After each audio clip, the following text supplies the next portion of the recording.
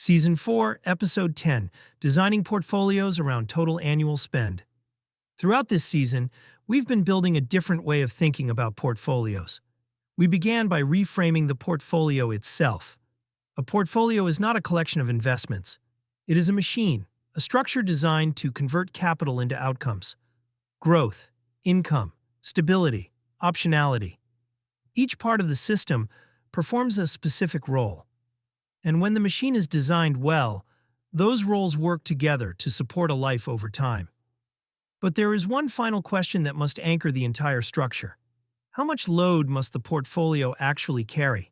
Up until now, we've spoken about load in general terms: growth expanding the system, income supporting spending, stability absorbing shocks. But eventually, every portfolio must connect to something very concrete: spending.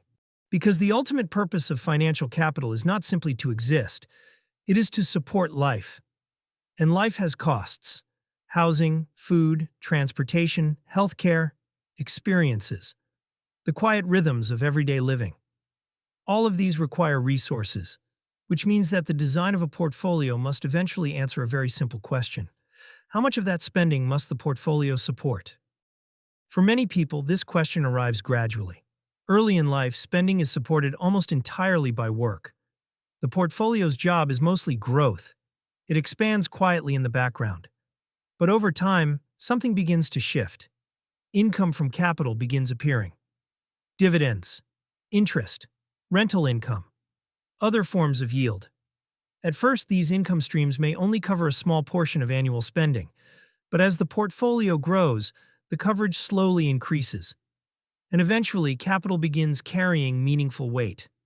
This is the moment when portfolio design becomes more precise. Because once spending is known, the load becomes measurable. The portfolio is no longer an abstract pool of assets. It is a system designed to support a specific financial reality. If annual spending is known, the portfolio can be structured to support that spending through a combination of income and growth. Income covering part of the load, growth preserving and expanding the system for the future, stability ensuring the machine continues operating even during difficult market conditions. When portfolios are not anchored to spending, something interesting happens.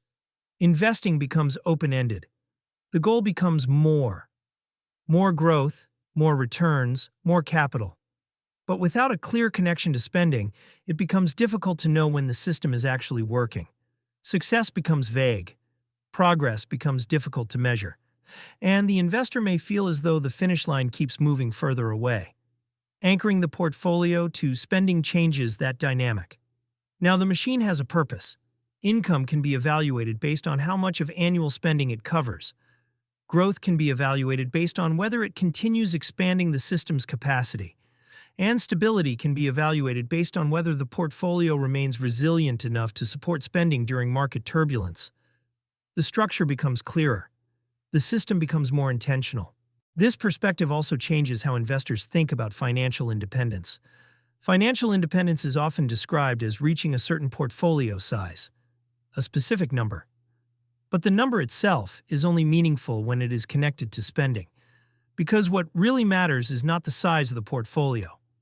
What matters is the relationship between the portfolio and the life it must support. Two investors with identical portfolios may experience very different outcomes depending on their spending. One may feel financially secure, the other may still feel uncertain. The difference is the load placed on the machine. Once spending becomes the anchor, portfolio design begins to simplify. The system can now be evaluated based on a small number of clear questions.